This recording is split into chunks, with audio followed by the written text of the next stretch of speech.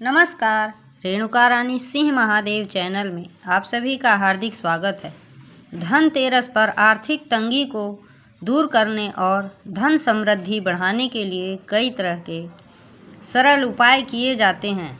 इस दिन भगवान धनवंतरी, कुबेर, यमराज, गणेश और माता लक्ष्मी की पूजा की जाती है। इसके साथ ही गाय और गाय कुल के मवेशियों की पूजा भी की जाती है। गायों को देवी लक्ष्मी के अवतार के रूप में मानते हैं, इसलिए लोग गाय का विशेष सम्मान और आदर करते हैं।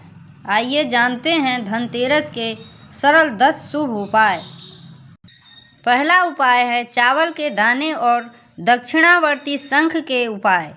इस दिन साबुत चावल के 21 दाने लें और उनकी पूजा करके उन्हें लाल कपड़े में बांधकर घर की तिजोरी में रख दें। इससे धन की तंगी दूर होती है। धनतेरस की पूजा से पहले एवं बाद में दक्षिणावर्ती शंख में जल भरकर घर में चारों तरफ थोड़ा थोड़ा छिड़कें। ऐसा करने से घर में माँ लक्ष्मी का आगमन होता है। दूसरा उपाय है धनतेरस की शाम को मुख्य द्वार पर 13 और घर के अंदर भी 13 दीप जलाने होते हैं। इसके अलावा चाहें तो यह भी कर सकते हैं कि इस दिन 13 दीपक जलाएं और घर के सभी कोने में रख दें। आधी रात के बाद सभी दीपकों के पास एक एक पीली कौड़ियाँ रख दें। बाद में इन कौड़ियों को जमीन में गाड़ देते हैं। ऐसा करने से जीवन में अचानक से धन वृद्धि होती है।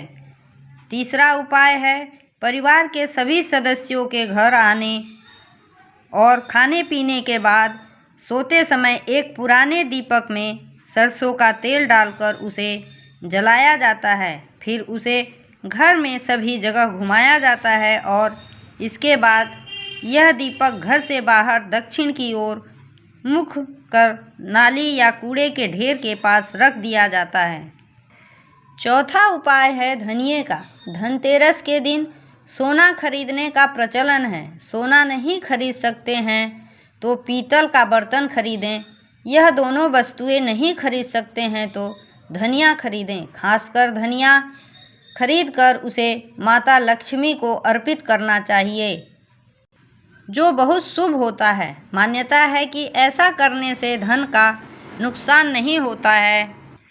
पांचवा उपाय कौड़ियों का है। धन वृद्धि बढ़ाने के लिए कौड़ियाँ खरीदकर उसकी पूजा करते हैं और उसे तिजोरी में रखते हैं।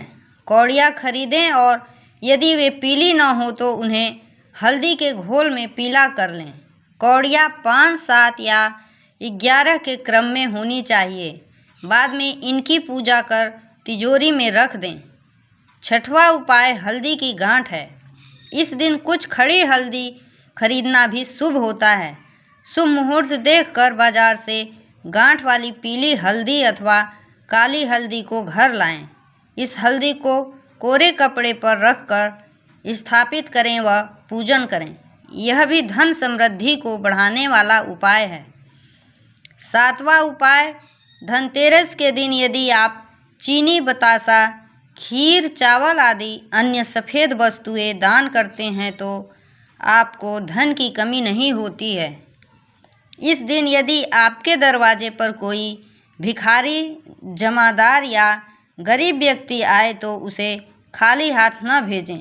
आप कुछ न कुछ उसे अवश्य दें।